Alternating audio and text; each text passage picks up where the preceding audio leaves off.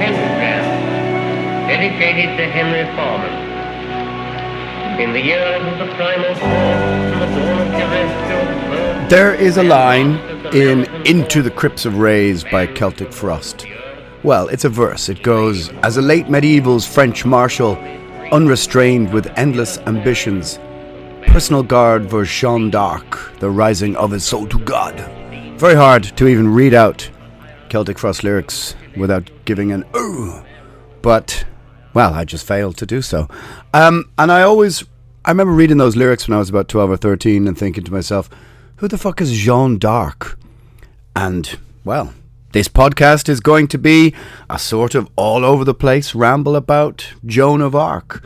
And why not? Heavy metal hero, icon, feminist icon, but the story is almost stranger than fiction. Agitators Anonymous, episode 179, will be a sort of sideways, all over the place look at the life, influence, and all the sort of strange stuff about Joan of Arc. You can go over and support the show at patreon.com/Alan Averill, where there is other podcasts, demos, rehearsals, conversations, blah, blah, blah, all that kind of stuff. The podcast, as ever, is sponsored by metalbladerecords.com.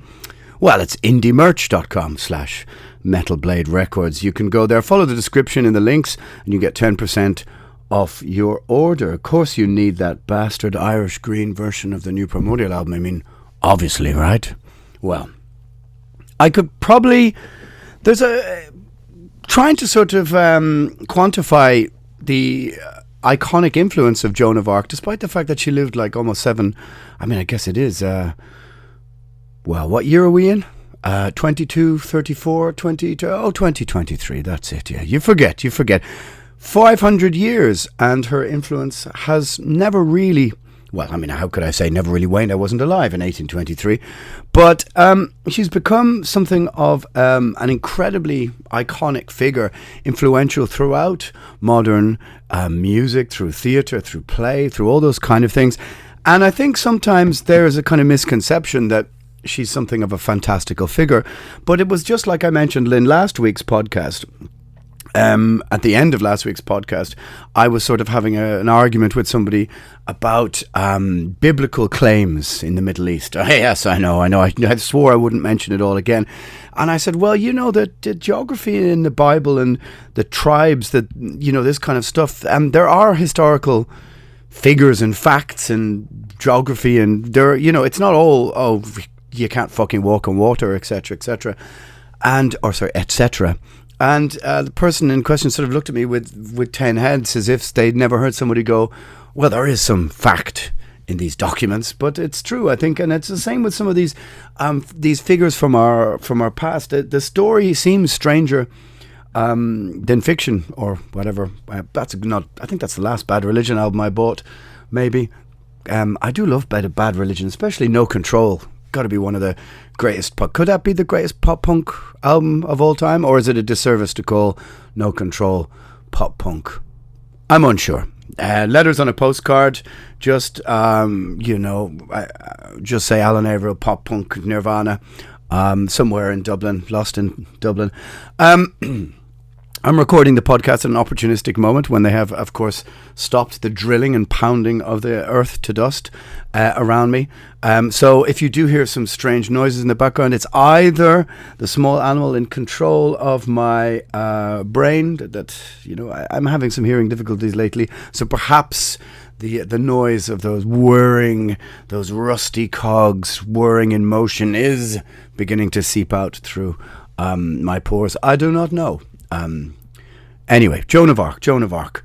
And yeah, her story is so fascinating. I'm going to try and sort of, well, you know, in my usual sort of haphazard, all over the place way, try and discuss a little bits and pieces of her life and separate some of the, well, I mean, who am I to say? I'm a singer in a heavy metal band. I'm not a historian, but her story is absolutely fascinating.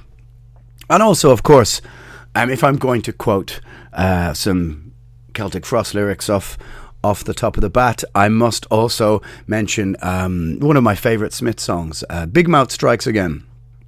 The bridge, the pre-chorus is, and now I know how Joan of Arc felt. Now I know how Joan of Arc felt as the flames rose to her Roman nose and her Walkman started to melt. What a brilliant lyricist our boy, black metalist Krieg Morrissey is. One of the best of all time, I would say. And I suppose I could mention Leonard Cohen, Joan of Arc as well. There's no doubt, of course, that perhaps the Morrissey lyrics were a bit of a nod to Leonard Cohen. I would imagine, I would say it's a pretty easy dot to connect the lyrical nous, genius and influence of the incredible Leonard Cohen to our black metal warrior Morrissey. Anyway, where the fuck are we? Joan of Arc. I suppose you have to set it to the backdrop of the time, which was the 100 Years' War.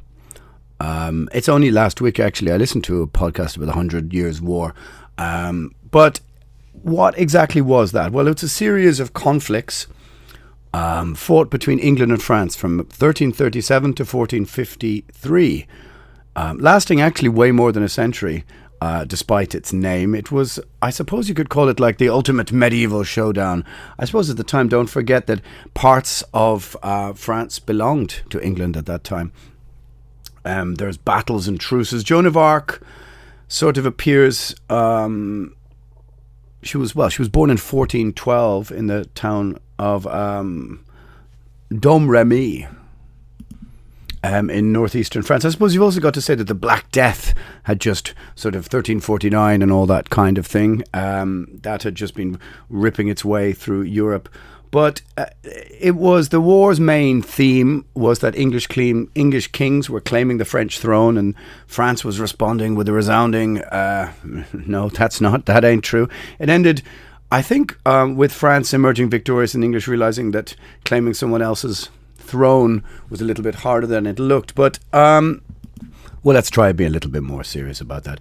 The political dynamics during Joan of Arc's time were complex and influenced by the ongoing conflict known as the 100 Years' War, 1337, as I said, to 1453 between England and France. And I suppose there were several key factors which shaped the political landscape. One, let's try and make 5 of them. One was the claim to the French throne. The war began with disputes over the succession to the French throne. Both the English and the French had competing claims, which were leading to a prolonged and devastating conflict.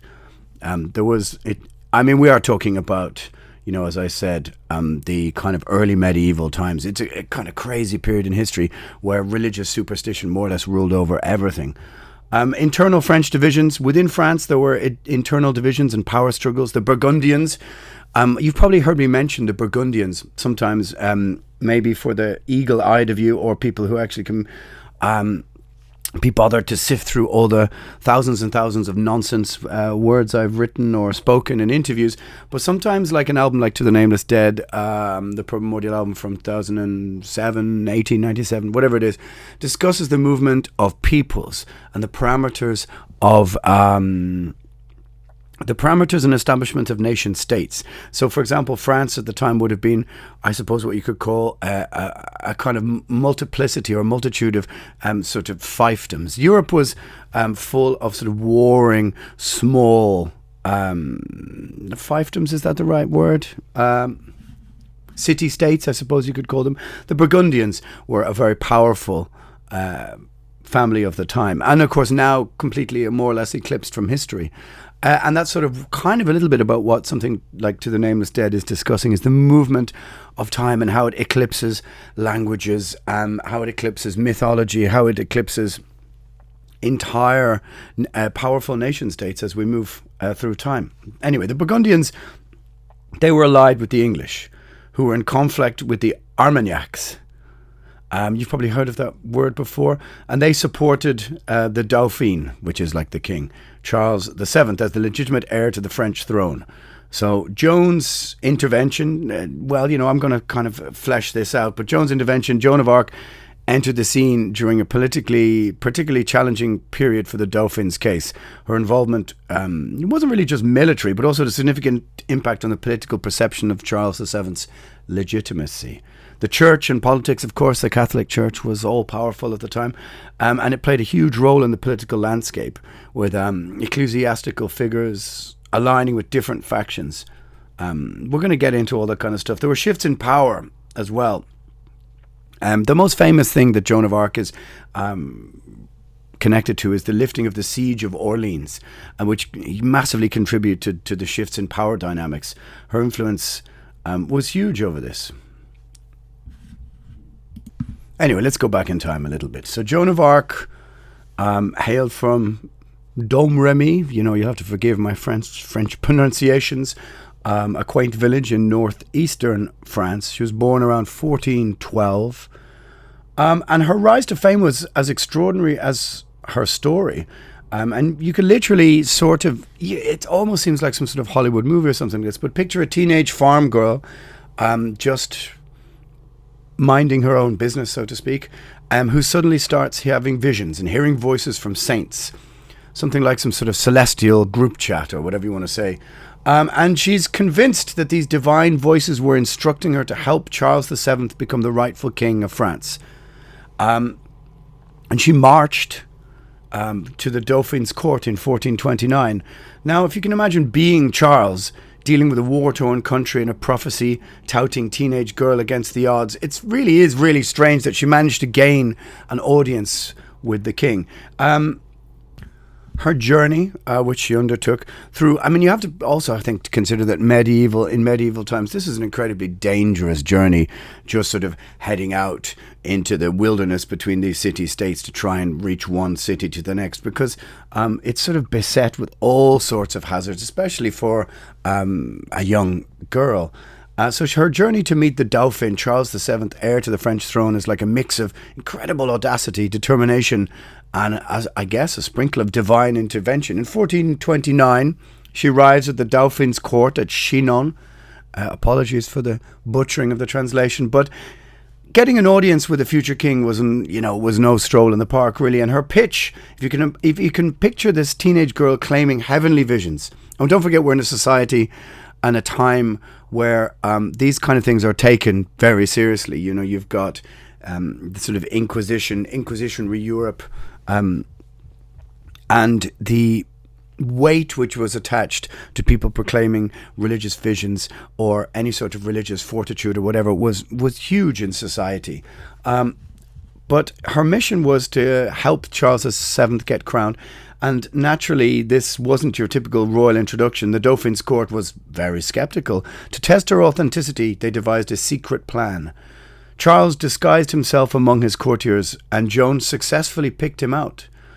Convinced that she had some celestial insight, Charles then gave her a shot. He provided her with armour and troops, and Joan set out to prove that her divine connection wasn't just, celestial gossip, whatever you would call it. The turning point, I suppose, came with the successful lifting of the siege of Orleans in 1429, and this was a victory that not only bolstered Charles's confidence, it showcased Joan's military prowess, and it must be really, it's kind of hard to contemplate how did this small girl coming from nowhere sort of become the head of a military unit. But her audacity, coupled with her military success, which not only secured her a meeting with the Dauphin, also earned her a prominent role in French military campaigns. It's sort of like a medieval Cinderella story. It really genuinely is, but with a sword and divine visions instead of whatever was part of that Cinderella story. And the mythology around her spread that here was this young girl, and don't forget that chastity was like something divine at the time. And this eventually would become part of her undoing and part of the sentences against her when she was burnt at the stake. But she was seen as something almost angelic, and the myth and superstition that surrounded this period in medieval history, her claim to divine intervention or divine guidance began to supersede her arrival everywhere. And she literally did rally the troops. She inspired the demoralized French troops with her presence and religious fervor. She had many, many visions and claimed divine guidance, and her unwavering faith and charisma had a galvanizing effect on the soldiers. And they began to turn the tide on the siege of Orleans. Her military strategy involved coordinating attacks, rallying the troops, employing tactical maneuvers. Her involvement I suppose she became something like a talisman. This teenage girl dressed as a boy, became something talismanic, and they successfully repelled the English, lifting the siege. The details of the military tactics employed during the siege are kind of complex, but certainly, and I think maybe more is ascribed, let's say more tactical nous is ascribed to her than she actually had, but certainly her presence, leadership, and ability to inspire confidence were key factors in the French victory at Orleans. The triumph not only changed the course of the war, but also it kind of solidified her reputation as this de facto, or this kind of divinely inspired military leader, and contributed to this almost iconic status. Now, why did she dress the way she did? She's become something of a feminist icon, and I suppose in recent terms, and completely understood to be a feminist icon. Now, I think lately there's been attempts to sort of reassign her as non-binary and reassign her gender, which is incorrect. But, there's many things happening right now. I just read today about the attempted cancellation of George Orwell, which is even more Orwellian than you can imagine. It's beyond even an Onion article. The Orwellian concept of cancelling George Orwell and defaming the dead or claiming the dead to be one thing or the other is much easier because they're not here to defend themselves, or they're not here to do any of these things. Why did Joan of Arc dress like a boy? Well, I mean, there are practical reasons.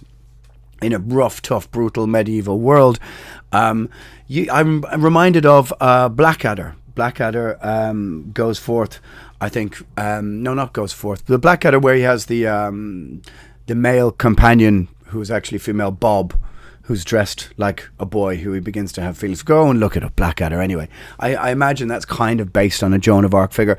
But the reality is, I think that she did this in order to avoid detection. I mean, of course, it's hard to get into the mind of somebody born 600 years ago, but it was kind of like her dress and her attire was something of a strategic decision. It's driven by practicality and the harsh realities of a medieval war-torn world. As a military leader during the 100 Years' War, she needed to navigate an entirely male-dominated and often hostile environment. And let's be honest, pretty bloody rapey environment. And so therefore, she kind of did what she can to sort of slip through the kind of net of this very, I wouldn't even use the words misogynistic because it's like the 15th fucking century. It's way more brutal than that. And she just used these things to her advantage, Wearing armour and donning male clothing allowed her to move freely among soldiers and commanders, and she gained their respect and trust. It served a practical purpose, shielding her identity and helping her to be taken seriously in a time and context where women weren't seen on the battlefield. Which is strange if you think about all these famous figures from history like Boadicea. I probably butchered that as well. But I think women were more seen on the battlefield in pre-Christian cultures maybe, or perhaps 1,000 years previous to this. But certainly in the early medieval period, it was almost unseen. And I guess it was also an element of if she was dressed, if she was peacock-liked, dressed like the sort of religious celebrity that she was on the battlefield, she would have been easier to find and kill. There's no doubt about that. So there's some element of camouflage going on to the whole kind of thing. Joan's choice of attire it wasn't a fashion statement, of course. I think that's just a daft modern concept, but it was definitely a bold assertion of her role and means to fulfill her divine mission in a challenging and most certainly patriarchal setting. There's no doubt about that. So it's a mixture of things. I think people ascribe things to her postscript, which are not necessarily true. But who knows? She became this feminist, this kind of lesbian icon. Now, I guess there's no proof of any of those kind of things. But what is certainly true is that she held her chastity as a, sort of religious signpost to her religious beliefs. And in the wake of the siege of Orleans lifted, Charles VII was coronated King of France. Joan was claiming that she had visions from saints like Saint Michael, Saint Catherine, and Saint Margaret. They all sound like good Catholic names, if you ask me. She was in conversing with heavenly beings. And that's really, she was all about that particular divine mission. She wanted to see Charles VII crowned. She thought this was a sort of religious predestination. She was herself declared a saint in 1920, actually. She was burned at the stake in 1431. So I think realistically was 19 years old when she was burned. But I'll get to the burning. I'll get to all the grim and dark stuff and her relationship to Gilles de Rais, which I suppose is also fascinating, and maybe he's worthy of a podcast all in himself. But it is an incredible tale, and I've no doubt probably a reinterpretation of this for 2023 standards is ripe and on the cards and ready for the whole gamut of, I suppose, woke culture to sort of reinterpret the story, or whatever that means. Old man shouts at clouds. But there is no denying that in a male-dominated world, this was a teenage girl of 13 or 14 years old who literally within a couple of years had turned the tide of war, had persevered, lifted and galvanized troops with religious visions, visited a king, seen him coronated, and been burnt at the stake in just a handful of years. It's a quite incredible life, and it almost sounds entirely fantastical, but wasn't. As my friend would say, you can claim her as one of the original bad bitches, that's for sure. It's just incredible perseverance and this ability to traverse a very dangerous medieval world. Eventually, of course, that caught up with her, and I'll get to that. But it's like something from a fantasy novel. But like all heroines, she met a tragic end at the hands of the English-aligned Burgundians. Damn you, Burgundians. On May the 30th, 1431, she was burnt at the stake in the old market square in Rouen, which is still there. You can go and see it, which was controlled by the English during the 100 Years' War. Her circumstances at this stage were pretty dire. She'd been captured in 1430, and she was facing charges of heresy, witchcraft, and dressing in male attire. So this completely brings us back to some of the modern context and modern arguments. 600 years later, people are still discussing the same kind of thing. The trial, conducted by pro-English clergy, was more of a political move than a fair legal proceeding. I mean, you couldn't have imagined that she would have had a fair trial, of course. But despite Joan's steadfast defence and her claims of divine guidance, she was declared guilty. And on that fateful day in Rouen, Joan of Arc was led to the stake. She requested a cross, and of course the mythology goes, as the flames engulfed her, she reportedly kept calling out the name of Jesus. Her death was a brutal chapter. I mean, many people were burnt at the stake in those times, but in a remarkable history. But her legacy endured, transcending the flames that sought to extinguish her spirit. And it's quite incredible. She's almost like got this sort of medieval Frida Kahlo style vibes about her. Everywhere I went in South America, I saw the image of Frida Kahlo everywhere, and in Central America as well when I was there a couple of years ago. And it's almost, I suppose, a shame when it comes to Joan of Arc. I mean, it's 1412, but there doesn't seem to be a realistic or remarkable likeness of her, or you'd be sure people would be wearing T-shirts with her face emblazoned on them. She was that much of a sort of inspiring spirit that, as I said, took on the medieval world and all its patriarchal systems. But it really is such an odd story that a teenage girl could, through religious visions, turn the tide of war, and 600 years later still be this icon. It's quite incredible. And she remains relevant and revered for several reasons. First and foremost, I think her story is one of extraordinary courage and resilience. A peasant girl leading armies in a male-dominated medieval world, claiming divine guidance and achieving military success, is a narrative that captures, I mean, it's insane. It captures the imagination now and inspires people across, and has inspired people across generations. Her role in turning the tide of the 100 Years' War and contributing to the coronation of Charles VII, I mean, it made her a symbol of French nationalism and resistance. Which she still is today. The fact that she was later canonized as a saint by the Catholic Church solidified her place in history.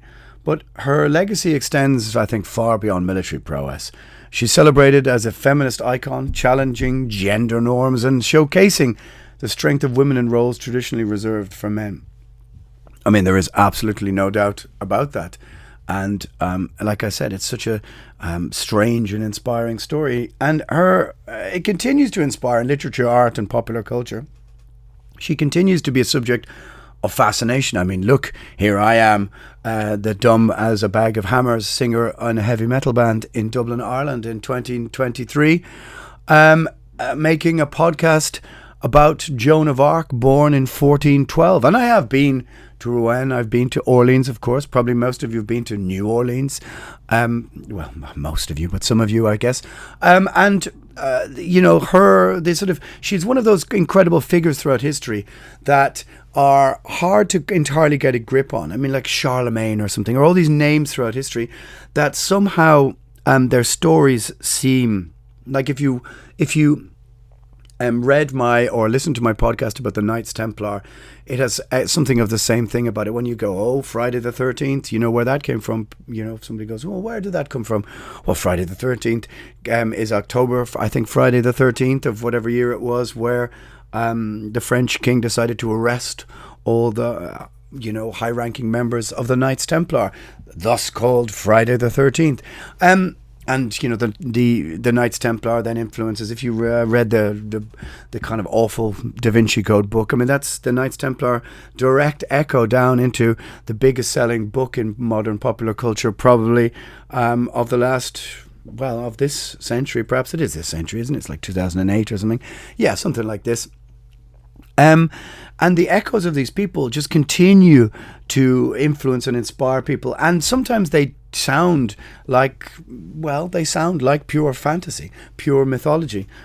Mythology is different to fantasy, but certainly the story of Joan of Arc reads like incredible fantasy, and you might think to yourself, that can't be true.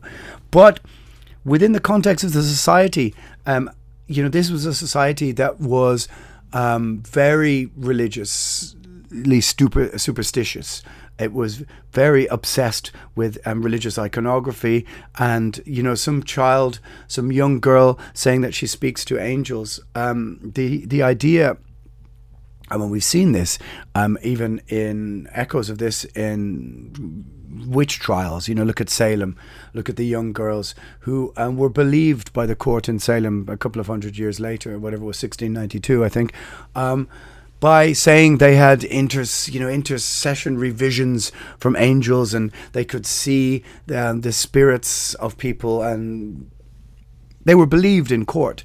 We're talking about an incredibly superstitious early religious society where almost everything from the failure of crops to the weather to warfare was determined by how God had interceded in these physical acts. So this is an entirely religious society. So if you think about it, really, it's not that complicated. Well, it is complicated, but it's not that unusual that she became this talismanic figure. Yet, however, her appeal also lies in her tragic end, her trial, conviction, and eventual execution.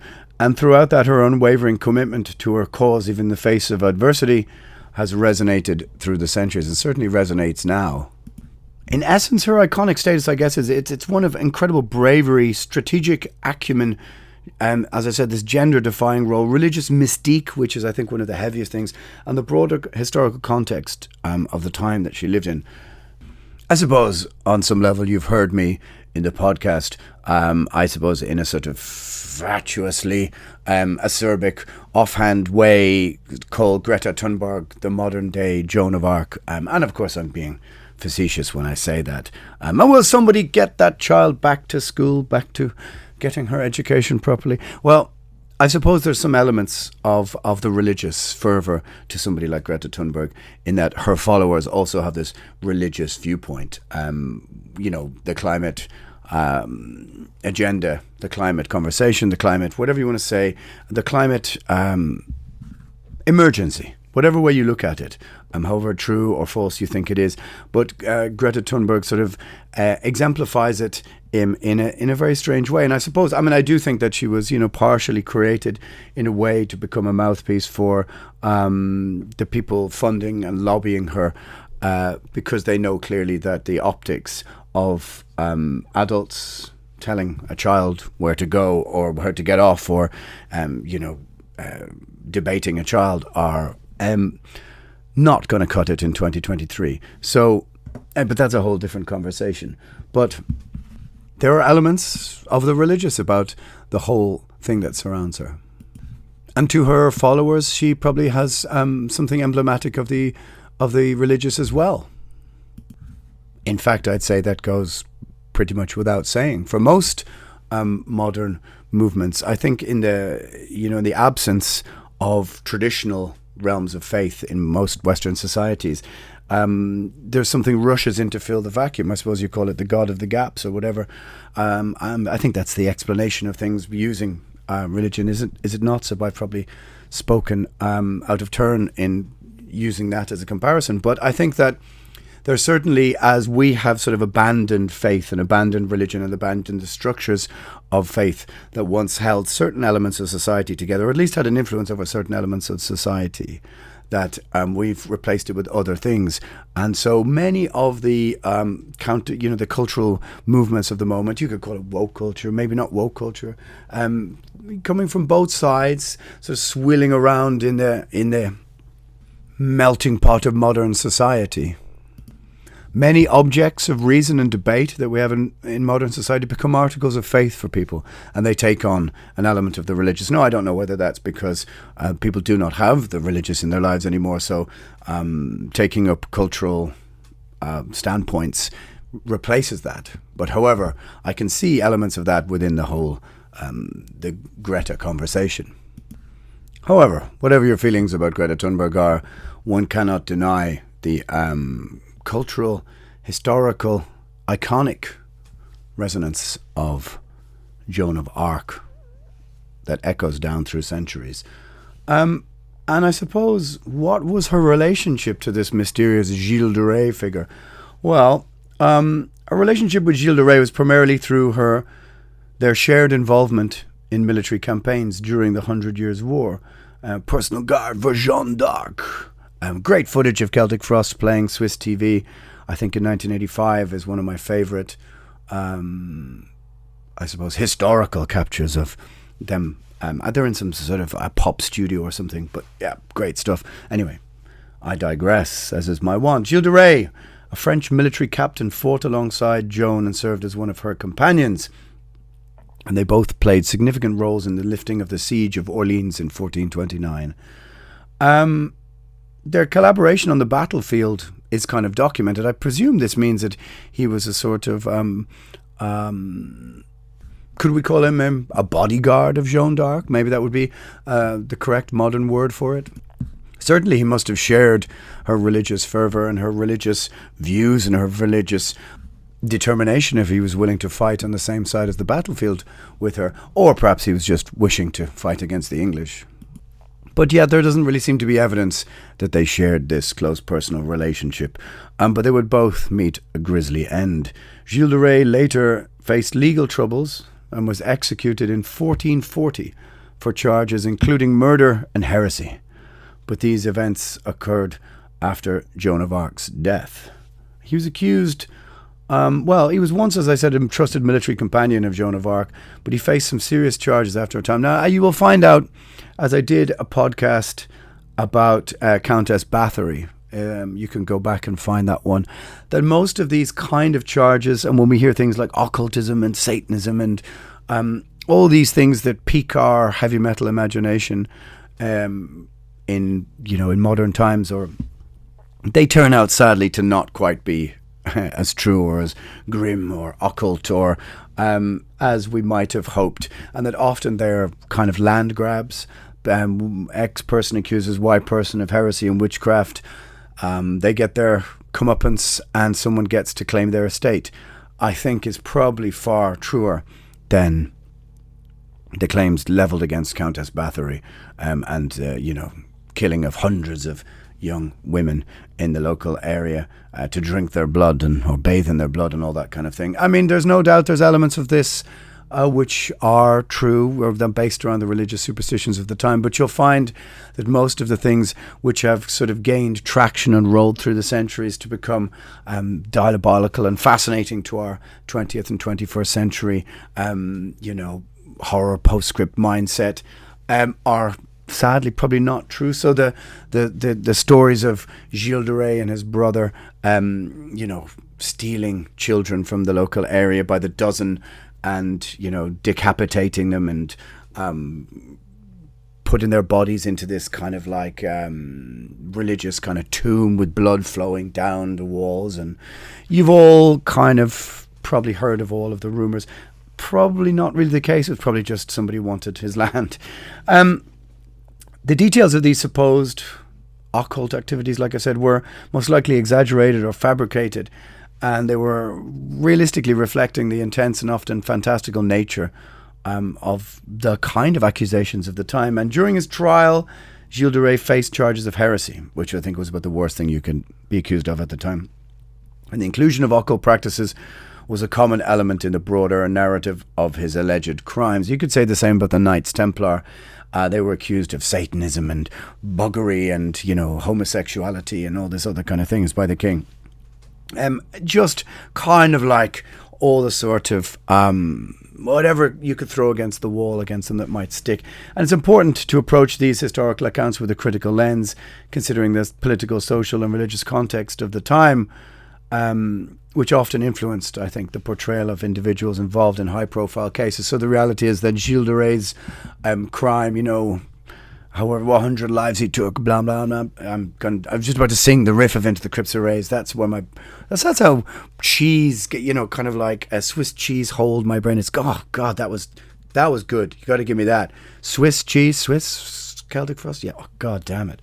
Anyway, is there any proof of all of these accusations against Gilles de Rais?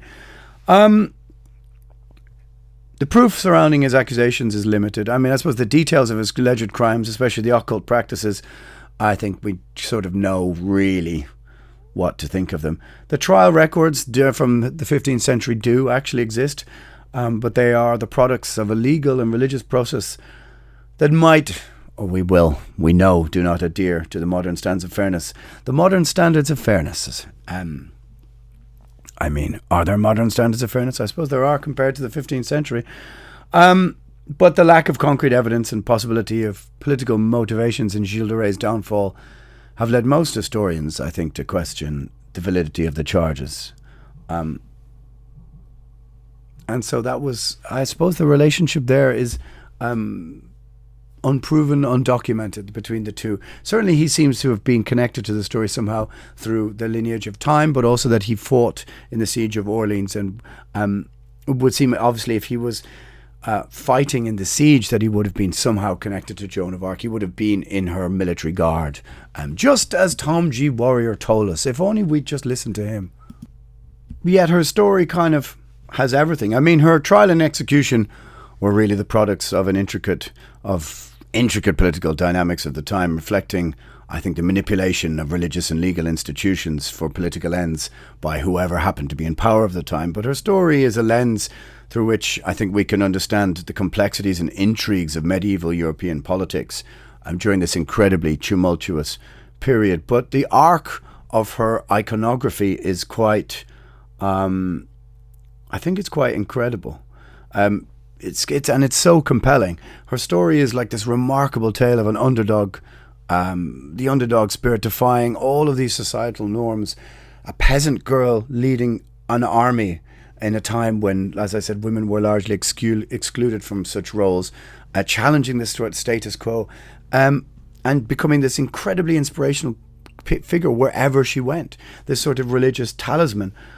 She had military successes.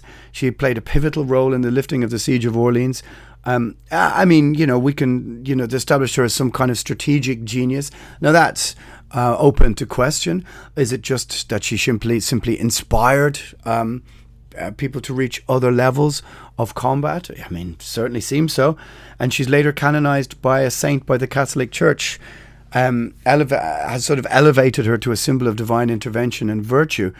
And also, as with all of these story arcs, her tragic end, her trial, her conviction, and eventual execution are just the sort of perfectly grim or perfect end to this, to the narrative. As we look back, Joan of Arc represents this symbol of youth, of defiance, of divine intervention.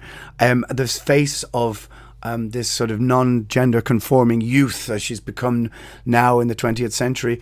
And her young death sort of solidifies the entire narrative. It's incredible. And of course, the extra sort of optical fantasy to the story, or the optics of the story, that she was burnt at the stake, and she didn't just grow old and disappear off into the end of middle age, but it was her unwavering commitment to this cause throughout all of her teenage years, even in the face of huge adversity and including death, that's resonated throughout the centuries. So I think in essence, Joan of Arc's iconic status is a fusion of bravery, religious mystique, and the broader historical context. It's quite an incredible underdog story, and I think, look, from Morrissey to Tom G, huh? You can't beat those as references for Agitators Anonymous. I don't know if that's been a hell of a lot of use. It's been sort of crazy all over the place. 42 minutes in my brain there. Like I said, Joan of Arc, feminist icon, continues to inspire. And here in Dublin, on a wet, cold, rainy Monday afternoon, the singer in a moderately, if not reasonably successful heavy metal band has wasted his life, one could say, one could argue, but will now put his name to the long list of people fascinated and inspired by the story of Joan of Arc. Agitators Anonymous, episode 179, my friends.